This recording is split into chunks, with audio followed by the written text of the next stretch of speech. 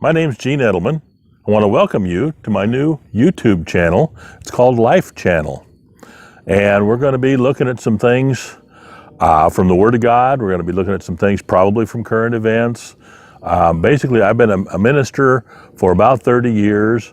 I'm not in the church any longer. I left the church a few years ago to go and do some missionary stuff, and came back and been just kind of seeking God, and he's finally he's told me that this is what I'm supposed to be doing. So anyway, here I am.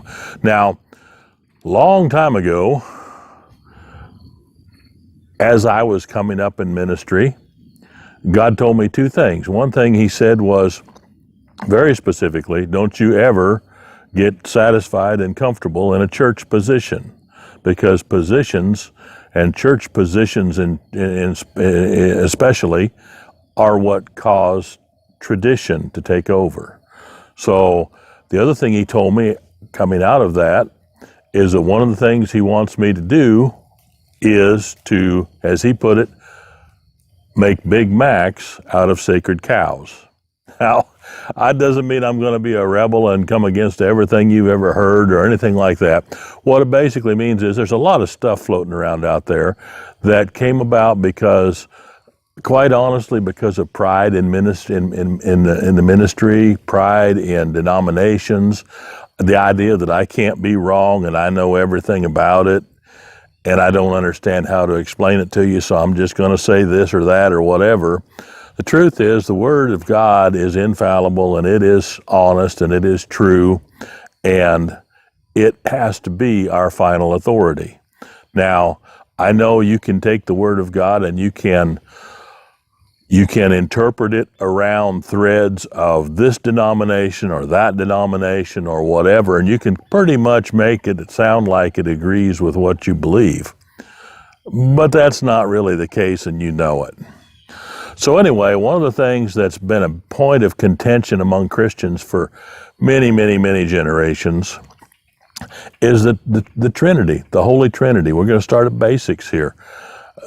Father, Son, and Holy Spirit. Now, a lot of groups who are not Christian will say, well, you guys have three gods. It's not just, like, for instance, it's my understanding that people in Islam, and I'm not an expert on Islam, but supposedly one of their objections to Christianity is that they believe there can only be one God, and they think that we have three. We don't have three. God is a triune being, which, if you've been around Pentecostals at all, you know that that's a fairly common word. Some of you may never have heard about it otherwise. But God is three parts, and we're going to talk about that in a minute. First of all, I want to give you a little example. I want to give you a little example of what I'm talking about here. People just don't seem to understand how you can have three parts of one God. Now, Mike Warnke is a Christian comedian and a tremendous evangelist. Years and years and years ago, he explained it pretty simply. He said that it's kind of like a really good blackberry pie. And, when you got a blackberry, you got the bottom crust, and you got the top crust, and you got the center part. And when you cut down through it, it all kind of runs back together, and it's all one pie, but it's three parts. Well, that's kind of a simplistic view of it. So I was, when I was pastoring, I asked God, well, I want to be able to explain things to my people so that they can understand them. And so I meditated on it for a long time. Finally, he showed me really simply in the Bible. There's no question about it. There's no place to get misunderstood. The Bible says over and over again in Genesis, and it indicates throughout later on as well, that we are made in God's image. Okay, but when I was a baby Christian, or even before I was a Christian, I was a little kid, and I'd read that or I'd hear about it in school, Sunday school, and I thought, well, how can I be made in God's image, and that person over there be made in God's image, and I don't look like him, so which one of us looks like God? Well, that's obviously not what it means. What it does mean is this: when we are made in God's image, when we were made in God's image, he made us through the same basic pattern as he himself is. He was not made. He was not created. God is. Every part of God is and always was, okay? Now, he made us in his image in 3 parts. You are made in 3 parts. You have a soul, which is your mind, your will, and your emotions. You are a spirit. You're a spirit being. That's the part of you that can commune directly with God through his Holy Spirit, which is for another lesson later on. And you live in a body. Amen? You are a spirit. You have a soul, your mind, will, and emotions, and you live in a body.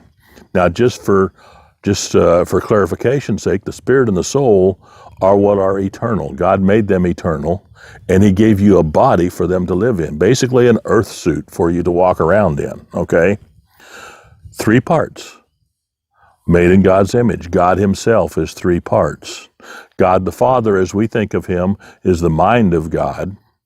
God the Holy Spirit is the Spirit of God. And Jesus, the Son of Man, the Son of God, God made flesh, according to John chapter 1, God made flesh. Jesus is the body of God, spirit, soul, and body. Just like you, just like me, we're made in God's image. There's not 3 of you. There's not 3 of me. Although back in the old days when I used to do a lot of things that Christians shouldn't do before I became a Christian, I sometimes saw 3. But anyway, that's beside the point. 3 of you in 1. Amen? Can you understand that? God is also 3 in 1. Now, I'm going to leave that right there for now and let you think about it. We're going to have more teaching on the Holy Spirit and his part in our lives and things like that as we go along. But right now, I just want to invite you to come along for the ride. Subscribe, hit that subscribe button down there, and hit like if you liked it, if this has been of any help to you. If you're sitting there thinking, well, that's so basic, I didn't get anything out of it, just stick around. We're going to have more stuff later on as time goes by, and some of these things, sooner or later, you're going to get some revelation out of some of this, because some of this stuff was revelation to me. Amen. And I'm not the measure and all that. I don't know everything, but I do know that God didn't create any mysteries to keep them from us. He's not trying to keep secrets away from you and me. God wants us to understand his word. So hit subscribe, hit like, and watch for my upcoming releases. Amen. God bless you.